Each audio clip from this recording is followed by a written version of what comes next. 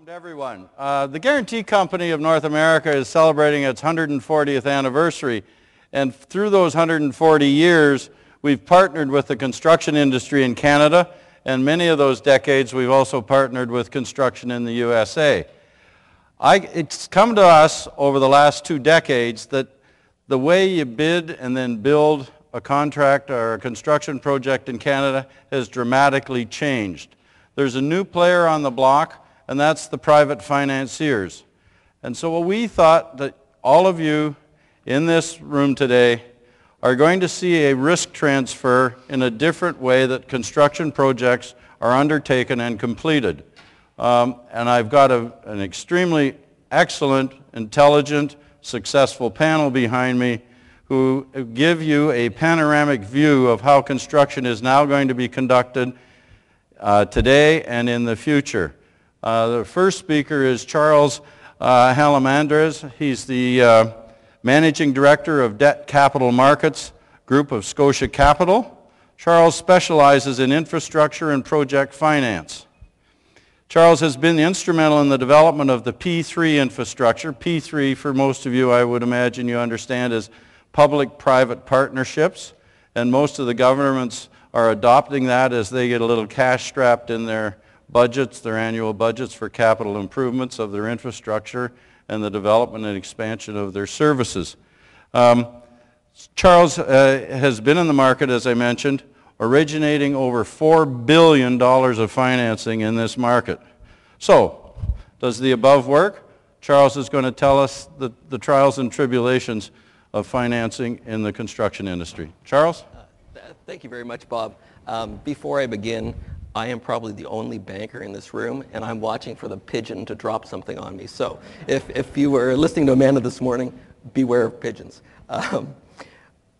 My role in this is to talk about the financing aspects of this, but first what we'd like to do is give you a little bit of a description of how P3 private-public partnerships work. The model was introduced in Canada in 2003. Since that time, as Bob mentioned, we've procured, or governments have procured, over 170 projects throughout most of the province of Canada and at the federal level. As Bob mentioned, under the traditional method of procuring and financing projects, owners often found that assets were procured. When they were procured, they were more expensive than budgeted. They were not procured on time. They were not of the quality that people anticipated, and nor did they have the useful life that they were anticipated. The P3 procurement model is intended to be the solution to that, and it offers a whole bunch of additional benefits to all the parties involved. Thus, as the method becomes more popular, and we believe it will, and as we'll see in Canada, as the construction industry starts to take up this method, and as operators and maintainers start to take up this method, we will see less losses, we will see better constructed projects, we will see better maintained projects, and we will see, from your perspective, less claims, which I think is important to the entire industry. How does the P3 model work? What I'd like to do is go to the next slide, and I will try and be descriptive in terms of the boxes and the lines.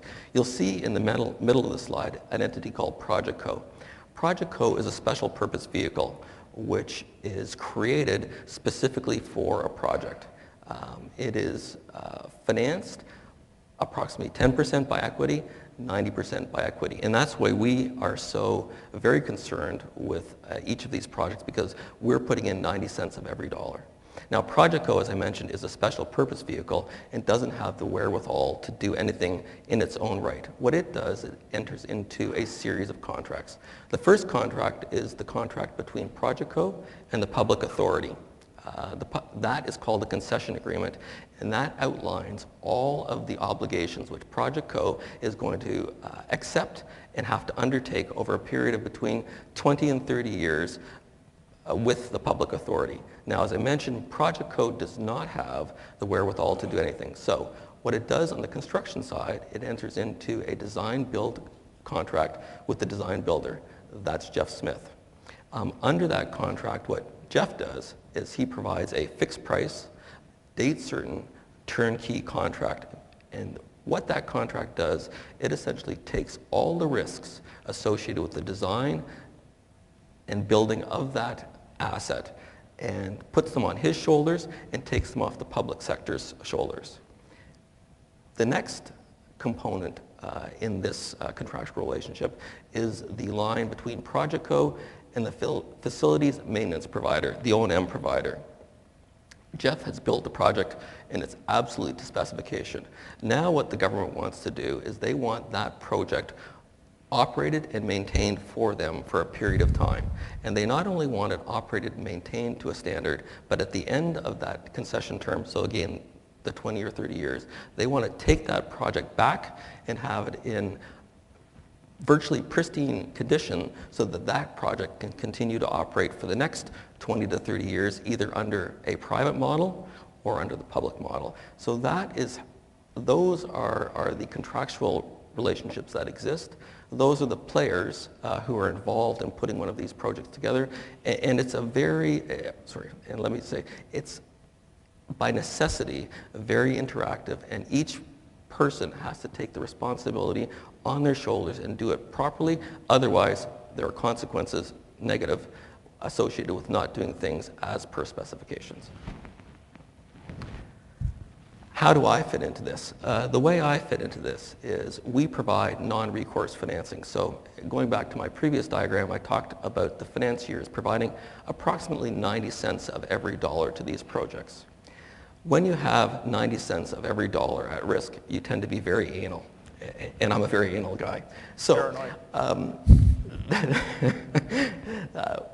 what we have to do as part of this process is we have to make sure for our investors, the people who buy the bonds which finance these projects, that each one of the responsible parties does what they're supposed to do and is capable of what they're supposed to do in order to make sure this project, first of all, is designed and built properly and then is run properly.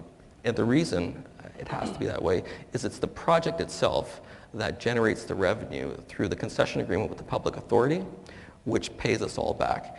If the SPV, if Project Co doesn't do what it's supposed to do in order to earn that revenue, the government either will not pay or they will deduct from the stream of revenues amounts of money which, once you go through the first 10 cents of deductions, every cent after that comes out of the debt's pocket, and that's why we are so particular.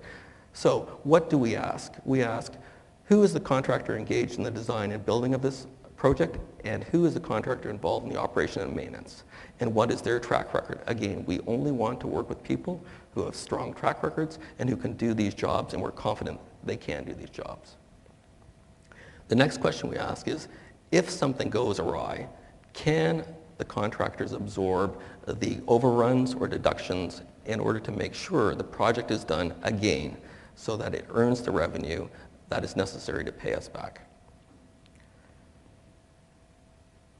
Fourth, who are the subcontractors that each of the primary contractors have involved in this project? Again, in most projects, the general contractor doesn't do 100% of the work. They do 20, 30%, and they will subcontract roughly 80% or 70 to 80% to third parties. Those third parties have to perform in order for the project to be done, and we look at that very carefully. Same thing on the operations and maintenance side. Again, the O&M provider, the facilities provider may not do all the work. We again look very carefully at those subcontractors because it's they who actually perform the work. And the final component is, what is the performance security, and is it sufficient such that if things do go wrong, that the person providing performance securities, i.e. the sureties or the LC providers, will provide us with sufficient liquidity in order to get the project done and absorb the overruns. In order to make sure things do go properly, this slide sets out the due diligence that we do. First of all, we do technical due diligence. We accomplish that by hiring an independent engineer to literally go through the project. It's not that we don't trust either the contractor or the O&M provider, but we need to assure ourselves that from a third-party standpoint, and our investors require this, that someone is looking over the shoulder of each one of these contractors to ensure that they can do it, and they provide that assurance by way of an opinion to us. The next set of due diligence we do is financial. Again, we look at the financial statements of each of the parties involved, and we ask ourselves how big a loss or big overrun or deductions could occur on this project, and do they have the financial wherewithal to ensure that if any of those events occur, that we can look to their balance sheet to support, again, those losses or deductions. Thirdly, we do legal due diligence. Let me go backwards. Again, looking at this slide, you will see that each one of those lines represents a contract, and these contracts are very large, very complicated, and it is absolutely critical that these contracts lay out a framework by which, again, the project is going to be developed and operated over that period of time. So in terms of size, they're all 50, 100-page documents. In terms of complexity, they're all very complex because they have to outline a relationship that is going to last 30 years. Excuse me. Finally, there's the insurance. And again, you more than I will be familiar with these topics. But again, if something untoward occurs, we have to make sure that there is going to be insurance in place to compensate the project for that event. It could be in terms of property damage, it could be business interruption, but again, we have to make sure that the insurance policies are in place to be able to fund something that goes awry. Then we go into the operations and maintenance period. And again, this is the period over which revenue will be generated by the project. During that period of time, we will be doing X, Y, and Z in terms of the operations. Those operations are specified by the authority in the concession agreement.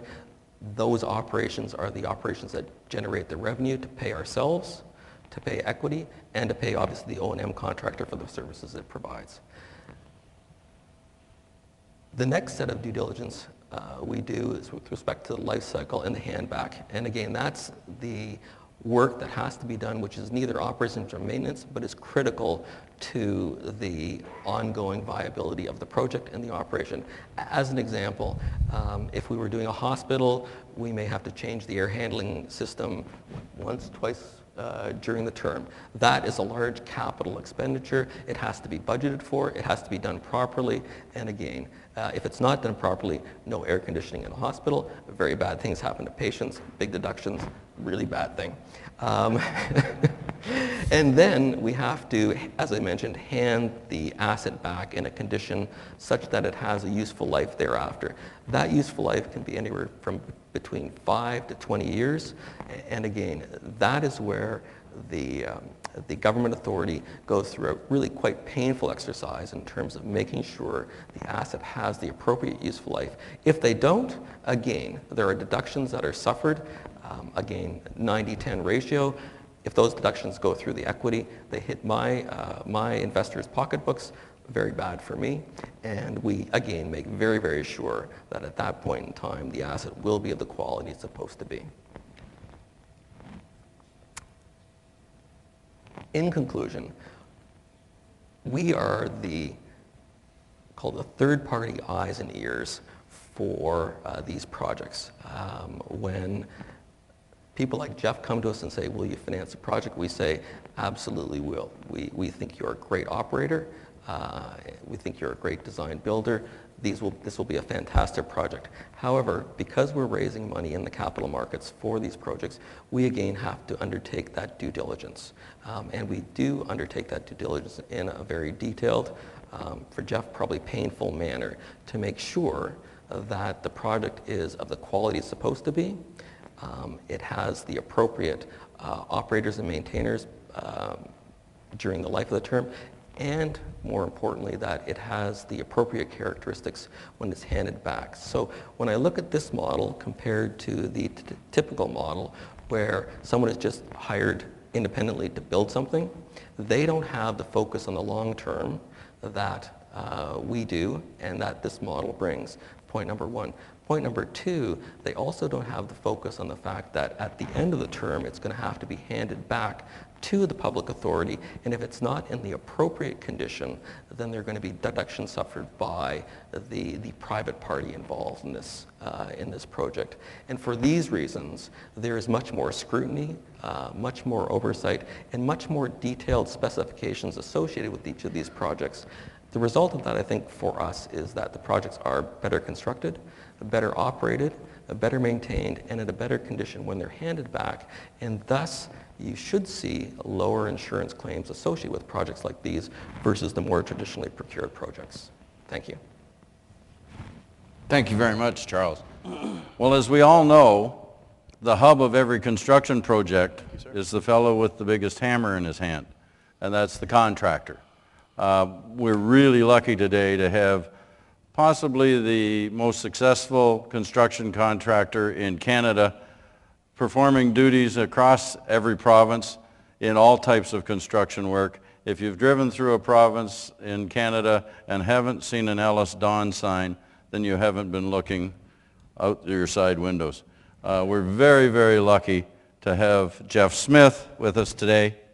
And Jeff is the CEO of Ellis Dawn, which is a construction and building services company that operates across Canada and internationally, completing approximately $3 billion in annual volume. Over the last 10 years, Ellis Dawn has expanded its capabilities well beyond traditional contracting into project management, design responsibilities, equity and debt services, information technology, building operations, and facilities management, with a goal of providing clients end-to-end guaranteed outcomes. Ellis Dawn participates in every sector of the construction market, from the smallest projects to the very highest. I've personally heard Jeff speak many times. He not only knows what he's saying, he delivers it in a very entertaining manner. Jeff. No pressure. Yeah, setting the bar a little bit too high there. But I will start off by saying this. We're here to talk about how the construction world is changing.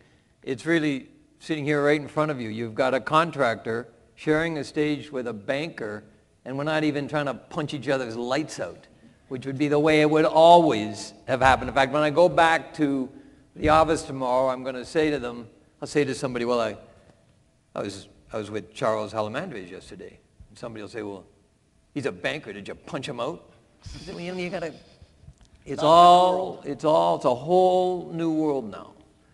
Also sitting here as a contractor, I was going to say, I'm where your money goes to die. But David said, no, Jeff, you have to say, I'm where your money used to go to die. It's a different world now. So let me just tell you here's the way it worked. And I'm not going to try and sell you anything here today. You have to decide for yourself whether there's more or less risk in this model that Charles laid out for you. I'll just say the same, give it to you from a different perspective.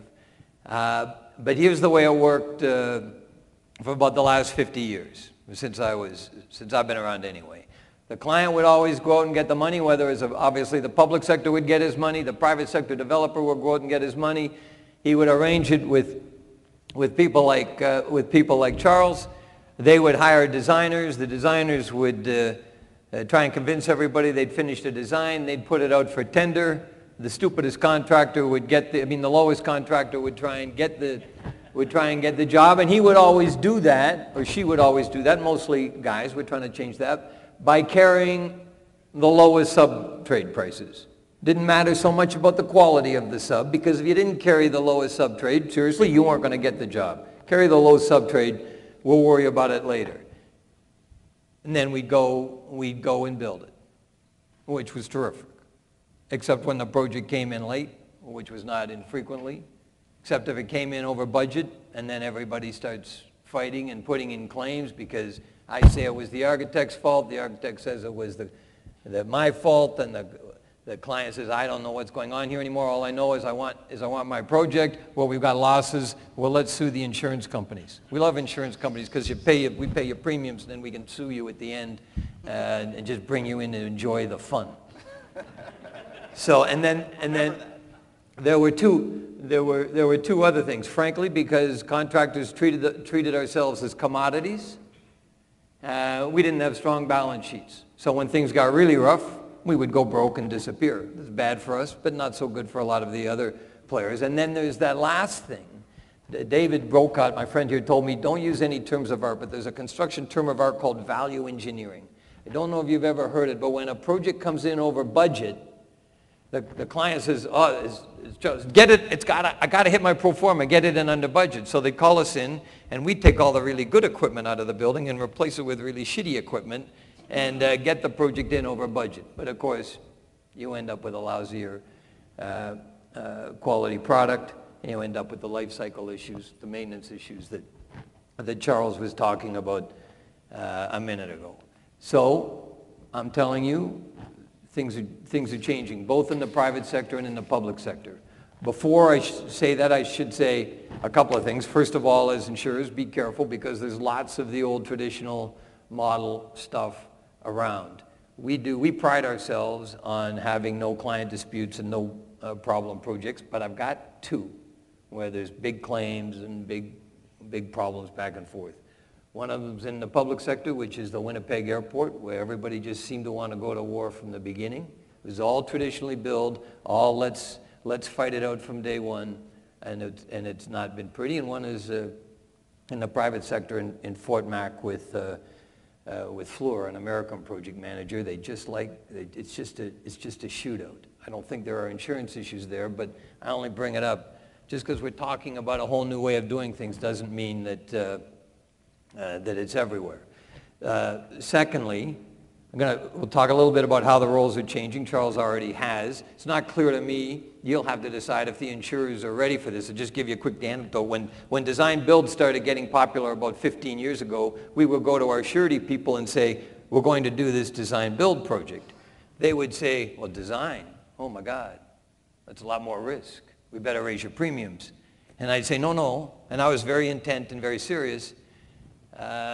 If we can control the design, there's a lot less risk. We'll get it done on time. We'll control the whole thing. And the insurers, to a person, said, that's terrific. And then they raised all their surety premiums, and it went on from there.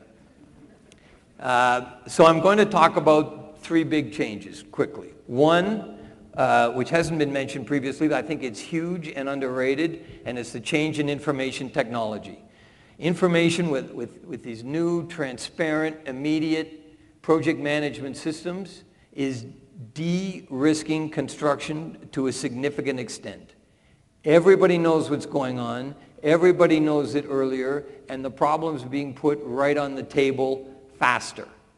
So as you know, if you can get at a problem faster, there's a much lower risk that it's going to cause you trouble. And as an aside, I just tell you to pay attention to this as you go through. I believe if you control the project IT and the construction IT, you control the whole project. So watch as you go through it where that control lies, because that's the person who has control of the project. But the other big thing about how the whole world is shifting related to IT is these BIM systems. I don't know, BIM stands for Building Information Modeling. It's really just 3D computerized design.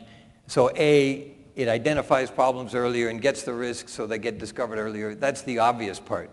But the more interesting part for me is that the BIM systems that are being used to design the buildings are also the foundation for the systems, the internet systems that are going to be used to run the buildings over their lifespan. So now the design is tied directly and completely and forever into the management of the asset. And it's hugely important.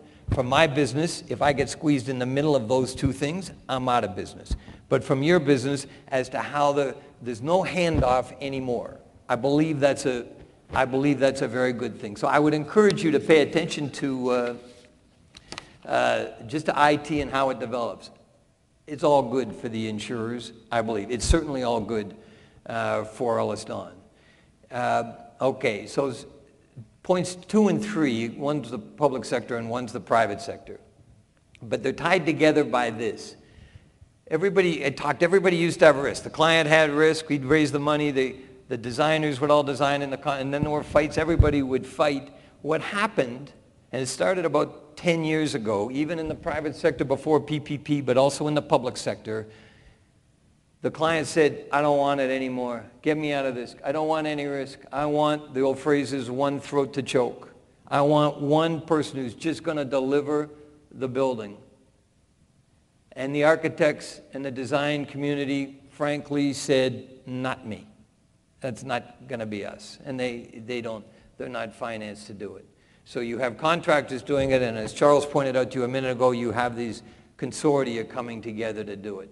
But this coming together of risk, where the other two key players have run away from it and leaving the contractor more in the middle, I think has been a big development. So let's go to public sector. This is the PPP stuff. I'm not going to go through that structural material that Charles went. He explained it very effectively. I just want to go through 2 or 3 points about it from our point of view. First is, our role has broadened very dramatically. For better or worse, you decide. Every project now is design build. The architects and consultants, we used to work for them. Now they work for us.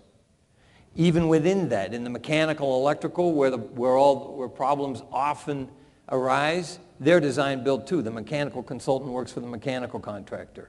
That's been inverted.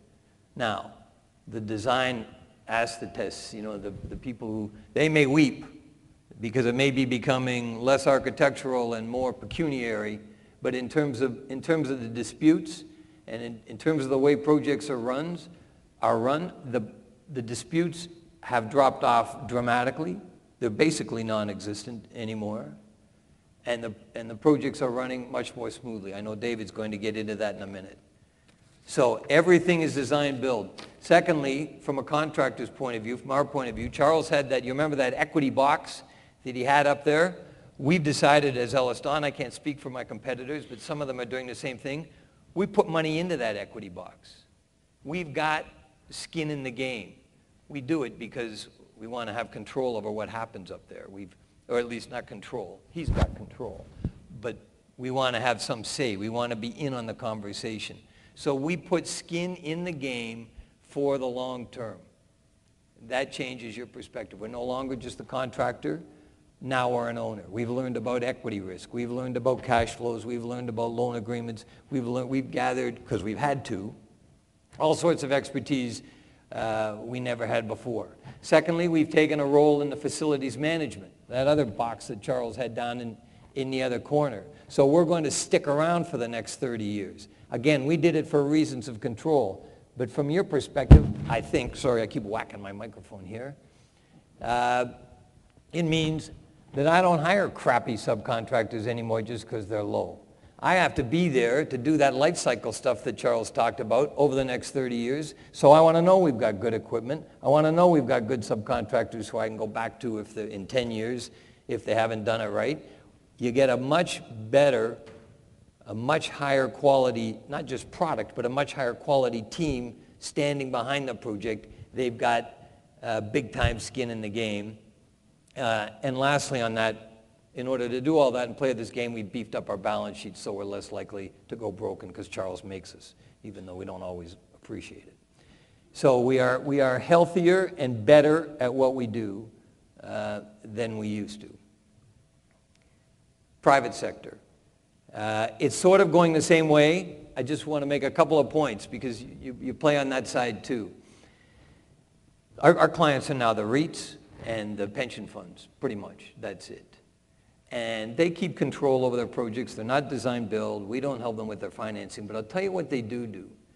We used to be just the price guy. Now they call us. I can tell you there's a project going up in downtown Toronto where as soon as the developer, I won't tell you what it is just out of respect for my client, but as soon as my client landed their anchor tenant, they called us, they called me and said, listen, and it was not an unserious conversation.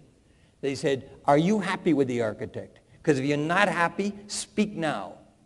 Because I tell you what, do not come back next year and say the architect's doing a crappy job because I will not tolerate it. And when we pick the mechanical and electrical and the other consultants, you guys don't care about this until things go bad. When we pick them, you're going to be in the room because you're going to be accountable. And we're going to hit the budget and we're going to hit the quality and I'm going to hold you by the neck until you do. So we've learned how to lead that process as well, even though we don't have control. It's a completely different leadership role, but it's been very interesting. So my only point there is that the role of the contractor is changing in the private sector, as not as much as, but nearly as much as in the public sector, but you can't see it as clearly, but it's there. The only other point about the private sector, and I'm coming to my last point, is that there's another project in downtown Toronto which we just finished. And the projects now, there used to be all these different systems in the building, one for the mechanical, one for the electrical, one for all this stuff. Now, they're all being run off the internet. They're all being run off one system. And we're now designing, Ellis Don is designing and building what they call these intelligent buildings, except that nobody knows how to run these systems. So we built this building, and our team was calling it intelligent ready, not intelligent, because nobody was running the systems. So we went down to our client, big pension fund, and said, we'll run the systems for you. And the client said, well, I don't know, we're a little uncomfortable with that. But they didn't get anybody else to do it, so we just started doing it. We're running the systems, we're being paid to run the systems, and I'm telling you, I intend on being in that building forever. So Ellis Don is now starting at the very beginning, right from the concept of the design, and we want to stay and guarantee the life cycle, guarantee the energy use. We want to take all the risk away from our private sector and public sector clients, because frankly we'll make a lot of money doing that. But it's a complete inversion of the way it used to be, and that's the point, that's the main thesis, that's the main point I wanted to make to you today. You have to decide if it's less or more risky. I can tell you we haven't had a failure on the public sector side on any of the projects, but I think, David, you're going to touch on that, aren't you? Yeah, I've got global statistics. Perfect. I'll turn it over to my friend David Bocott after he's appropriately introduced. Thank you. But Jeff, I just want to ask you a question. In the private sector, you are seeing that greater integration. I mean, integration in the sense that there's more inclusiveness in the dialogue as opposed to the past. What you see, well, so exactly. What you're seeing, if you look at your developer clients and my developer clients, back in the 80s and into the 90s, into the recession of the 90s, they had these big development teams in shop. Cadillac Fairview had them, all the pension funds had them. Now they're all gone. There'll be 2 or 3 people. They call us in, they call the architects in, and they say, you guys do it, and they're holding you responsible. And they do not let you point fingers because you will not be back. And they call us their design build contractors, even though we're not, they just don't want to hear about it. So the roles have changed, even though the contractual relationship has not changed in a dramatic way. Is that okay? Thank you very much, Yeah, that's great. Jeff. That's great. I think Jeff's pretty well described to you that times are a-changing. And I think all of you in this audience are here because you want to figure out what does that mean to me and my risk profiles of me providing capacity to the construction industry. The chap that's going to help you figure that out is the next person I'm going to introduce, David Bocott. David has been very, very involved in Infrastructure Ontario as an advisor to them on how to handle the P3 projects that Ontario is certainly going through, and his company, Aon, has certainly helped all the other provinces as they've gone to P3, through the P3 concept as well. David is a Senior Vice President and National Director of Aon Canada's Construction Services Group. David serves his owner and contractor clients by providing them strategic and transactional services which allow them to more effectively manage their project risks. David has participated in numerous speaking engagements for CRIMS, Canadian Council for Public-Private Partnerships, Federated Press, the Canadian Institute as well. Lexpert is also on his list of speaking engagement. David is also a columnist for On-Site Construction News magazine. And I wish to point out that although we're all standing here and we have an employee in David Bocott, an employee in Charles, an employee in Bob, but the guy that's got all the cash in his pocket is the owner, the contractor. And I just had to give that shot in. Okay, David, over to you. Yeah, great, thanks. Yeah, Bob mentioned that we do work with the provinces, but I mean our core competency at Aon is the contractors. We do 12 of the top 15 contractors in the Canadian marketplace. We've done over 80% of the P3s that have been reached financial close in the Canadian marketplace, and I'd say about 50%, 40-50% globally. We also have done, to Jeff's point on the private sector, we've done over 50% of the largest projects that were executed in Canada. So that just gives you an idea of the pool that we're drawing from. But to Jeff's point, I mean, the owner's mindset is beginning to change. I mean, I think we feel it beyond the insurance sector, the construction sector. There's just more sustainability being built in. We're thinking about tomorrow. And this is just, I think, the construction and infrastructure sector's way of kind of addressing the issues. I mean, it's really saying, you know what, low bid, maybe not so good. And so hopefully some of these slides illuminate that concept for you.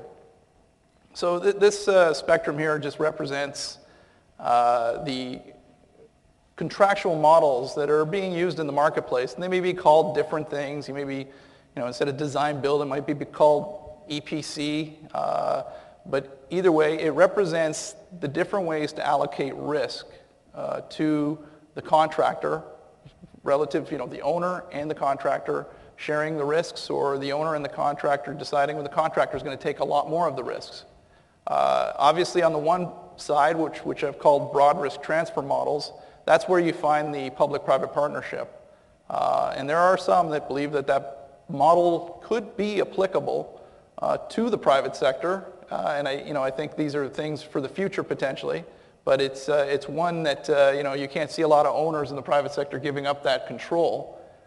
On the other end of the spectrum, where you do see a lot of the private sector adopting the models, is the shared risk models. If you go right to the end where you say CM agent, that's when a person hires Jeff more as a consultant, and really the owner is taking almost every risk. And obviously, going that route creates less of a cost because Jeff isn't as risk as much, so obviously it's not as much of a cost to him.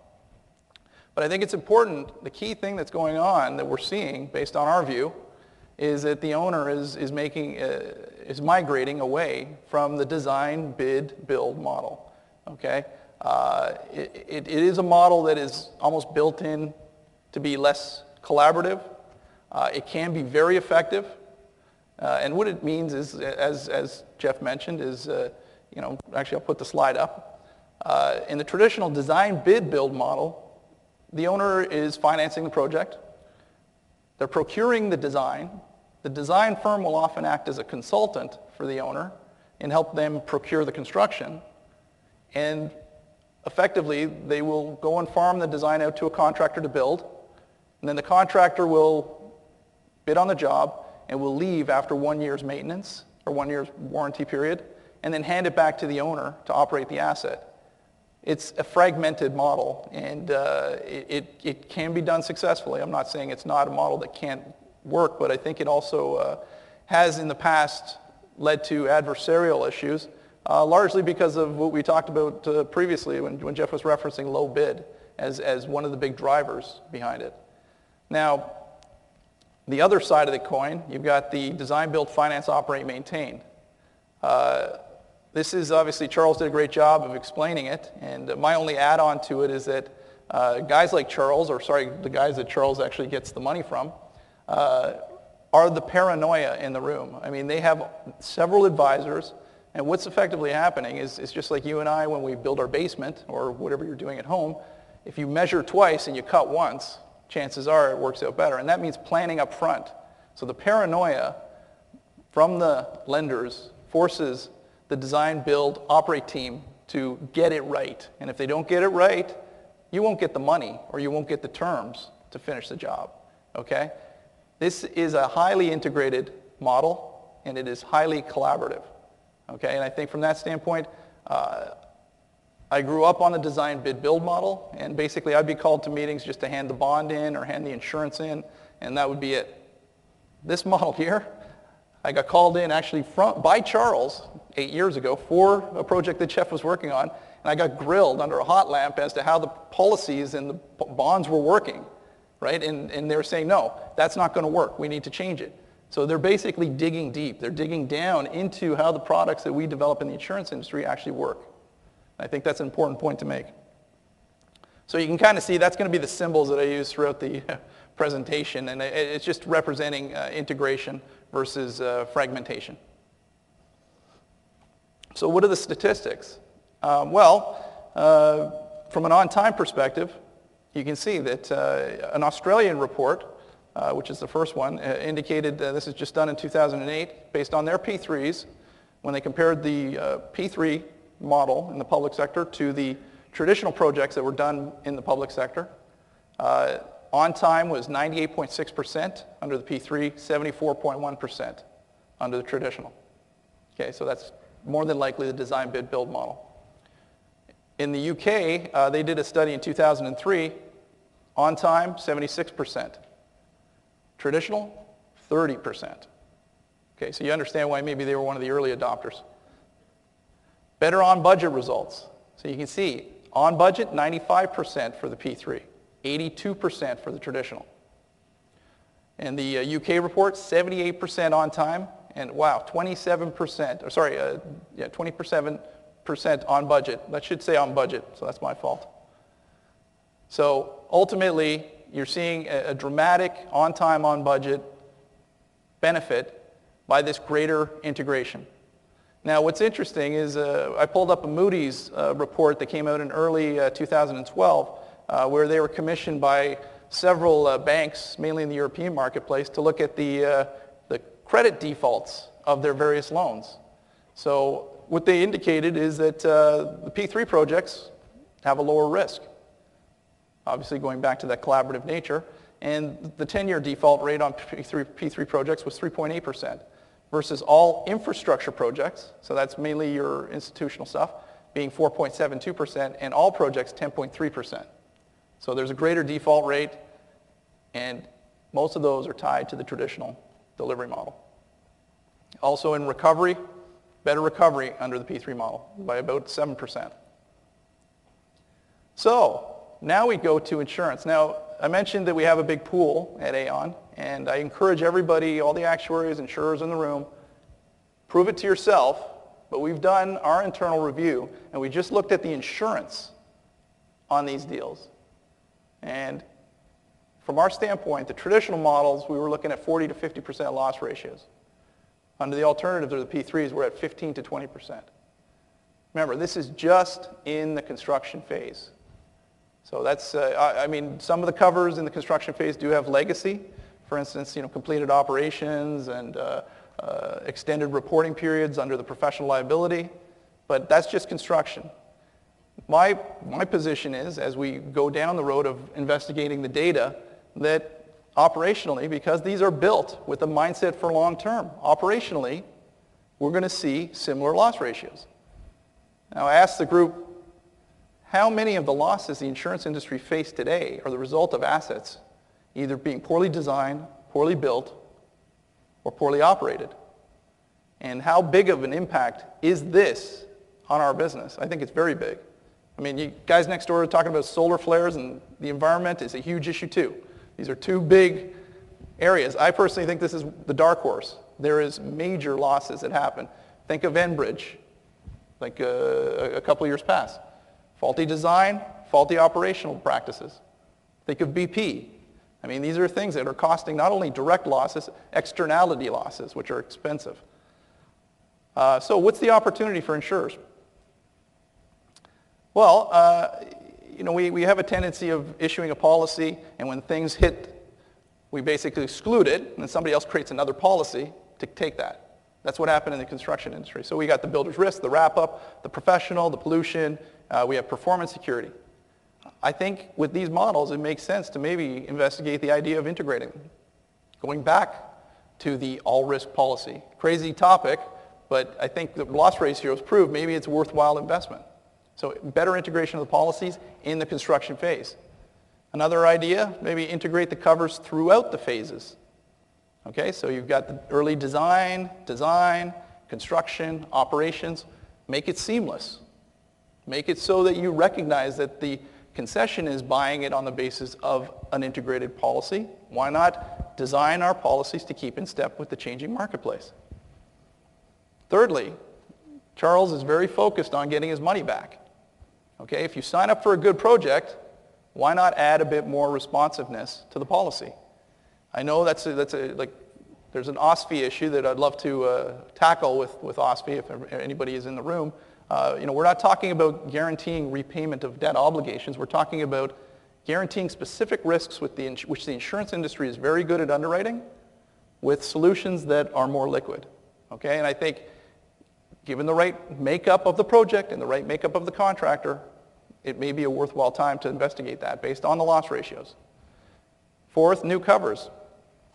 There's a lot of opportunities. For instance, one of the P3 models is it's called a feed-in tariff. Okay, that's a power deal where you're effectively, the government guarantees the rate you'll get for the energy that your asset makes over the next 20 or 30 years.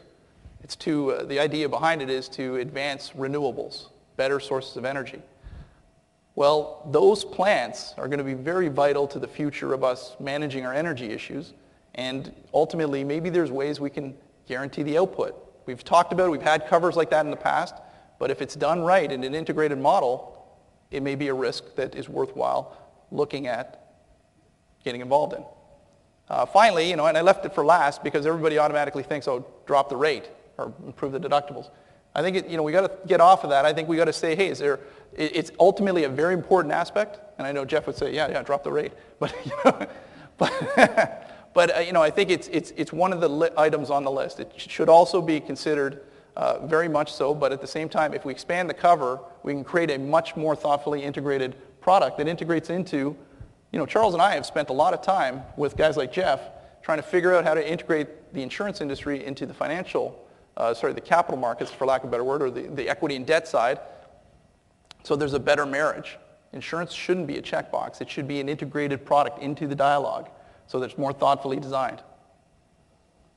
So what are the underwriting criteria that you got to look for? Well, I think Jeff covered off a lot of them, but you have to find the right project. Okay, so what delivery model are you using? What's the geotechnical conditions? What the pollution risk? So on and so on. Also find the right contractor. Okay, you've got to look for quality.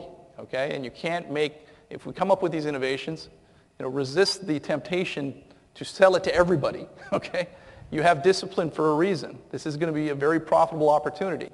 So when I say find the right contractor, I mean all the parties that come to actually build and operate that asset are contractors. So the design firm, find the right design firm. Find the right general contractor or prime contractor. Find the right subtrades and suppliers. Find the right operators. And combine the knowledge of the project and the contractors to determine if this is one where you want to expand the covers or offer better terms. So what does a good project look like? Well, you can see my symbols there, the 3 fragmented circles and the integrated circles. I think that's like a symbol for Jimmy Page, also of Led Zeppelin, but for those of you in the audience that are interested. Ultimately, independent, we see, so when we're looking at each of these projects, on the one side, you got the traditional, on the other side, it's more integrated, the P3 model. On the one that's fragmented, that's very independent. Each of those circles operate independently of the other. The other is interdependent. There's more of a collaborative nature to the deal. There's, I don't know the word, but it's more opaque on the traditional model, whereas there tends to be a lot more transparency because up front you can't afford to make mistakes. These guys want to see right into the policy wordings. Like I said, they put me under the light and they said, how does this thing work? Adversarial under traditional, more collaborative under the integrated model. Limited upfront planning under the design bid build model. Depends on the model. I'm just making a generalization. I don't want you to think design bid build is terrible. At the same time, I think there is a significant amount of upfront planning on these P3s, mainly because of the paranoia of my friend Charles there. Limited skin in the game. Remember the design firm, separate from the construction, separate from the operations. This one, significant skin in the game. That skin in the game is huge to insurers. Third-party scrutiny, it's limited under the design bid build model, and significant third-party scrutiny. Charles listed off his list of friends that he turns to for advice. Sometimes there's inappropriate risk allocation, whereas the P3 model, appropriate risk allocation, the government has hired a lot of expertise. Infrastructure Ontario, now they need to hire even better expertise potentially, some are saying, but ultimately they're taking from the private sector what they deem to be the best so that you can have risk allocation discussions. If you allocate risks to Ellis Don that they're not best able to manage, it's more costly. It's more risky. And I think when you look at a deal, you got to really understand what is a good risk allocation. And they actually have charts that show the success of the deals based on the risk allocation. So you can actually identify, well, maybe licensing and permitting should be with the government. Maybe this should be with the contractor. Limited risk management on the design bid build model. They all do their own internal risk management, but when I'm looking holistically at the project, it's not an integrated risk management plan, whereas this one is an integrated risk management plan. And once again, short-term vision. I mean, it's everywhere. It's, the way that corporate folks get paid is a quarter-by-quarter bonus system. The way that, we're trying to treat the environment, it's all about, okay, let's burn the oil now and worry about it later, okay? This, ultimately, we're seeing more sustainability through this model. The contractor underwriting criteria, well, this is what you're looking for from the contractors. Now, you've identified some of the traits of the project, and by no means was that the exhaustive list. There's a bunch of other items you want to look at. But when you look at the contractor, are you with the contractors that have low bid mentality? Just give me that price. I want to win the job. Or are you looking at contractors that have best bid mentality that say, hey, you know what? I'm not going to carry that price because it's going to cost me more in the long run. Do they have weak margins? Or do they have margins that are healthy? It's good to make money. Okay, ultimately, that is a sign that the person knows what they're doing. Okay, if they're not making money or they're on razor-thin margins, it's dangerous. Limited documentation procedures, strong documentation procedures on the other side. Limited training programs, strong training programs. And remember, the margin allows those companies to invest in these best practices so that they get stronger by actually training and hiring people that are experts in these areas. QA/QC practices, stronger. Poor safety practices on the design bid build model, stronger safety practices. High staff turnover with that type of contractor. Low staff turnover because the people at the company feel they're part of something that is actually a sustainable company. So, you guys all have a lot of capital to deploy and to take advantage of these different models that are out there. And I don't want you to think it's only P3. I want you to look at some of those shared risk models if you ever get a chance. They too have some benefits in the way that they're being structured and should be remembered when you're looking at deploying this capital. It isn't just about construction. We're talking about the asset being built better and being operated better. Okay, so it's about the entire risk associated with that asset on its environment. And I think from that standpoint, that could be a very massive impact to the industry. I think insurance can be a vehicle to help develop a more sustainable construction marketplace, and we should look at doing that. And finally, invest in these opportunities. It's not only to make money. I think we're actually, realizing that you got to start making the assets to be less risky.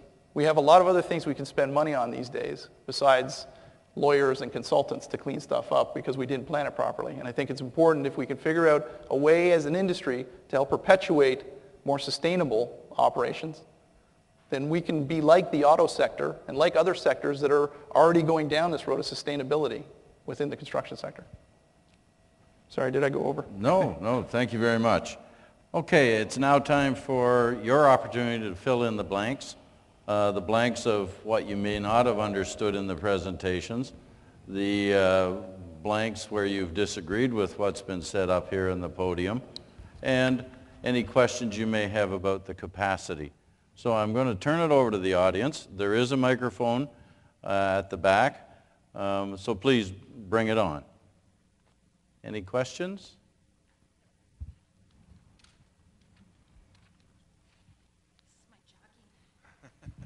Thank you. Eamon Hoye. I had a question for gentleman from the Bank of Nova Scotia in terms of the size of the projects that you would undertake, question number one, and then question number two, and this is for all the panelists, and that would be, how do you exit a project, assuming that 10 years down the road, public policy changes or what have you, and you decide as a part of the 3P that you'd like to exit the project? Is there any means by which you can do that? Thank you. Good question. In terms of the size of the projects, we will work on projects with a capital cost of between $50 and $2 billion. If you look at the Ottawa Light Rail project that was just been procured. It was around $2 billion. The financing was not that large, but that's the scale. And then at the low end, roughly $50 million. That's where, below that, the cost of using the methodology, the way we finance, is frankly just too expensive. You should go to a smaller group or banks directly.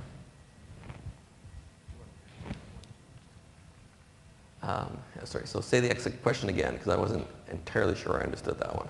The second question was if you want to exit. The second question was if you want to exit the project. So you're, I don't know, the town of whatever, and you decide you'd like to exit the project after, say, 10 years. Yep. Is there a way in which you can do that that's easy, that, you know, and it may be for a number of reasons. Change in public policy would probably be the largest one I could think of. Certainly, and I can answer that. The documents are set up such that it allows the public sector to exit at will. It's called termination for convenience. So if there is a point in time where, again, public policy changes, again, the documents are set up such that a calculation occurs which effectively captures a payment by the public authority to the private sector equal to debt, to a return on equity, the return on equity that was anticipated, and coverage of those, for lack of a term, break costs, such that the private sector is not disadvantaged in terms of that break, and the public sector, again, maintains the ability to do so at will throughout the term of the project. Jeff, would you like to take on the size of project question and then the exit one as well? The size of the project for contractors, of course, is relative to the size of the contract, and as you get into bigger ones, the biggest one that we've undertaken is the Oakville Hospital in Toronto, which is $1 billion lump sum guaranteed price design build project. So big projects, but as they get bigger, and in fact on that one, sometimes you need to bring in a partner for their balance sheet or their expertise. So consortia are very popular. As far as exits from the private sector side are concerned, and Charles may feel free to correct me here, he talked, I think, about the public sector getting out for convenience when they want. As far as the private sector player getting out, we can get out after a while with our equity, right? We can sell our equity. Typically 1 year after substantial completion. After a while. They want to know you're going to be there for a while, but after a while they'll let you go out, of course, at market price. But the facilities management side of it, if you're in that box, and the life cycle guarantees and the long-term performance of the asset guarantees that you've guaranteed and posted security behind, you don't get out of that. Correct. And not without their approval anyway. Fair? Absolutely. And it's more than approval. There will be a check. By their approval, you mean Charles's approval? Yeah. Does that answer your question, sir?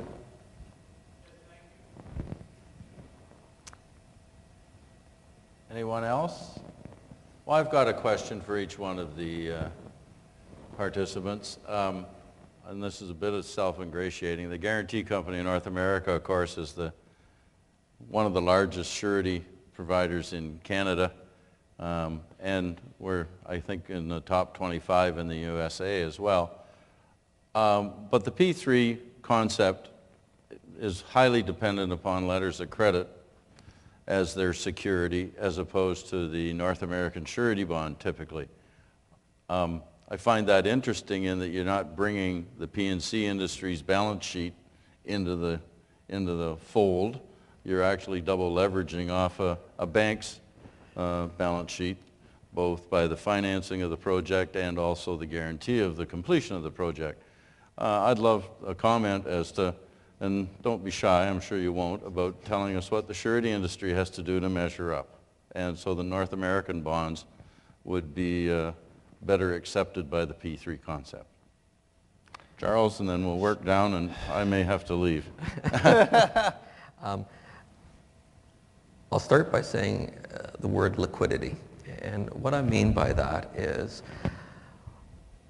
we're only going to look to performance security if things have gone bad.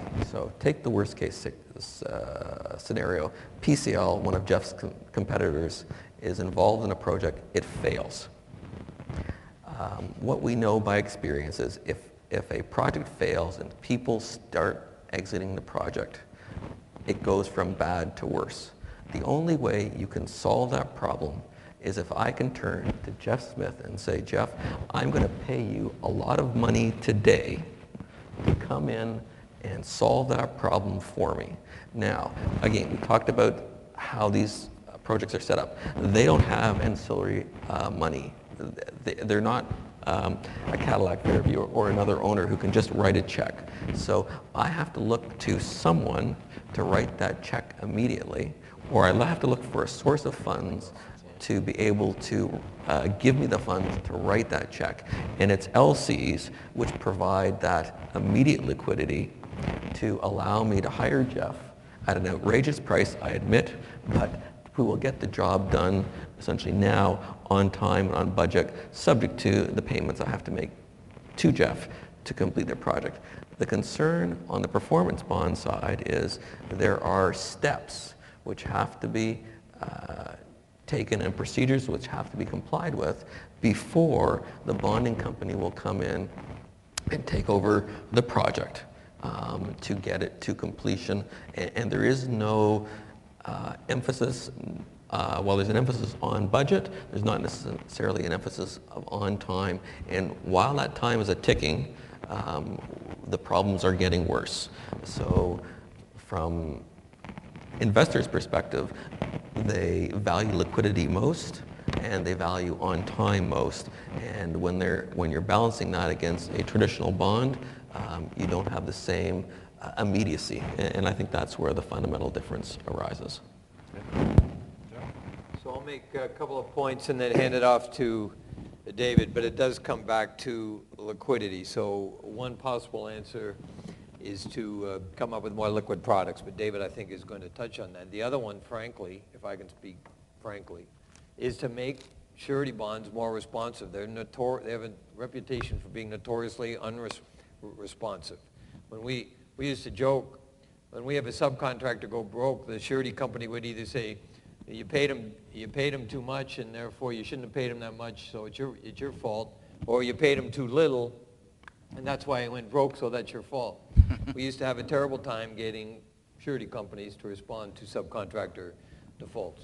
They're illiquid, so just make them more liquid, or come up with more liquid products. And the second point I'll make is, it'll be interesting to see as the world goes on and with the various economic currents with which we're all familiar, whether LCs are as available and as cheap as they are right now, and whether surety bonds will make a comeback just because you find a happy medium where they're more competitive, more responsive, and they replace LCs that way if they become less available. If I can just interject there, that's why I'm finding it, and that's what loaded my question was, you're taking LCs from European banks, which we have all read about almost daily, being downgraded, the risk factor going higher, and yet there doesn't seem to be that possibility of North American surety.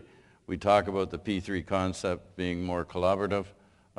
Putting a bonding company in that team would be more collaborative, and I think that I'm going to say a little bit stepping out on thin ice here. I think we could come up with documents that would give you the security and the liquidity. I'm hopefully you'll mention capacity as well, David. Yeah, I think at the end of the day, the insurance industry has a lot of expertise that has yet to be unlocked in this game. When you think about it, I can go get an LC. It's pretty easy. You know, if you want me to give you a $10 million LC, I got to go get $10 million in cash or assets that are marginalized to come in at $10 million, and that's pretty much it. Now, it doesn't mean I can build the building or do what I need to do. And I think the insurance industry has really, really strong discipline in understanding design risk, understanding property risk, understanding liability risk, understanding the ability of a guy like Jeff to perform versus a guy like XYZ Construction, right? And I think that we got to figure out a way to unlock that expertise and deploy it into this very nascent delivery model, because it is just beginning. It is a model that is showing itself to be quite good because of the upfront planning, and thus the reason we should look at deploying these solutions. Now, to Charles's point, it needs to be more liquid. Okay, fine. But you're obviously deploying it into a project and with contractors where there's obviously a lot of third-party risk assessment, a lot of upfront planning, and it makes it a worthwhile investment.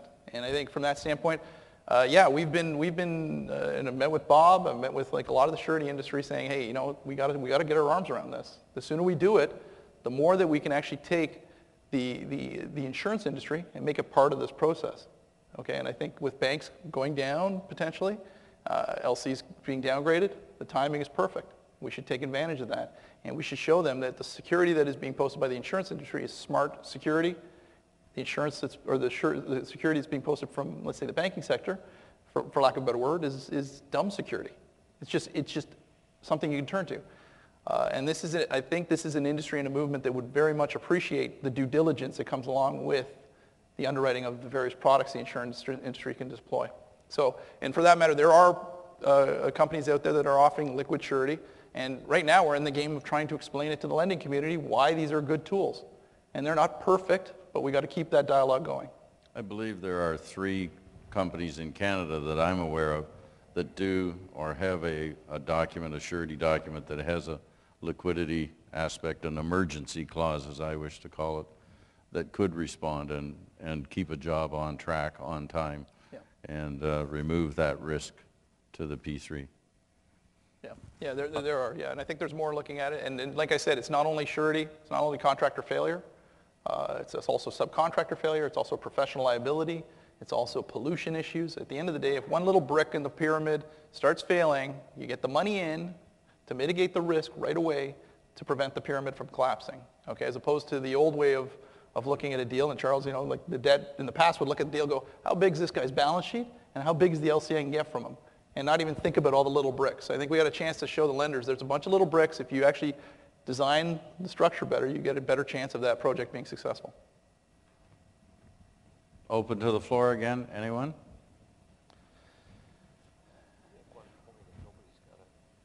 Yeah. Jeff would like to make a further comment. Just in terms of where it's going, you heard, and I'm getting to David's point about new kinds of products, new kinds of covers, and more integrated covers. Talked about the trend in the private sector. David said the private sector owners, the pension funds, will never give up control of the process. I believe they absolutely will. I believe the day will come not very far down the road where Oxford developments run by a pension fund will land a great big tenant to build a new office building, which will anchor a new office building in downtown Toronto or Montreal. And I think they'll call us and say, you know what, just do it. I'll see you in 30 years. They are in the business of paying benefits to their pensioners when they retire. They should get out of the real estate business, and they will. And they'll offer their tenants gross leases, and they'll just give it to us. And if we can say, if Charles and I can walk in and say we've got a fully financed, fully guaranteed life cycle guarantees over the next 30 years, and we'll guarantee your energy consumption, have a nice day, and you can pass that on to your tenant, I think that's coming. If we can find a way to ensure that, of course, so much the better. Does that make sense? Yeah, no, I think you're bang on, Jeff. I think at the end of the day, this is the classic risk management mantra. It's give the risk to the party that's best able to manage the risk. Okay, so if you think of it from the private sector, a guy that makes a widget and sells that widget, I mean, he's good at the widget, but how good is he at the plant, right, that the widget comes out of? You know, he may have 2 of those plants, whereas a guy like Jeff may do 100 of them, and he may operate 100 of them. Who would you rather have with the experience levels of both? Who would you rather have running that project? And I think you're right. I think the private sector could look at this and say, you know what, this is a sustainable way of building. Give it to the guy that can best manage the risk. We finished a hospital, just one anecdote. We finished a hospital down in Sarnia called the Blue Water Hospital, new $200 million hospital. I don't know, the other one that it replaced was probably 40 years old. We put in all these brand new systems, all computer-based, all internet controlled, all fancy schmancy. And I tell you, when we turned over at substantial completion, the hospital operations team came up to us and said, do not leave. We do not have any idea how to run this building. We don't, just stay. So that's an interesting development. Well, I mean, but think of it this way. It's like when the guy that put in my furnace, he said, he walked me through all the different things that I have to do, and he said, okay, you're going to run this. See ya. And, you know, I had to call him back in 5 years because I was doing something wrong, and I didn't know that. I mean, there's nothing like the guy that actually designed it and built it to know how to operate the thing. So, I mean, you're basically leaving these assets to people who are like me, who basically had a water damage issue in my house because of it. You know, and I think that's the key. Certainly, go ahead, Charles. I just don't see anybody over here, and I just wanted to make sure I'm not excluding you. I mean, I can barely see up here. Go ahead. I would like to offer the challenge to the people in this room, because I think it's very important. Again, as I mentioned, we're a little inward looking. We do a lot of due diligence, but we know your industry group has as much expertise, if not more, than we do. We would love to have someone in the room with us with your expertise doing the diligence that we do, or supplementing rather the diligence that we do to make sure that all the components are properly put together so we have a successful project.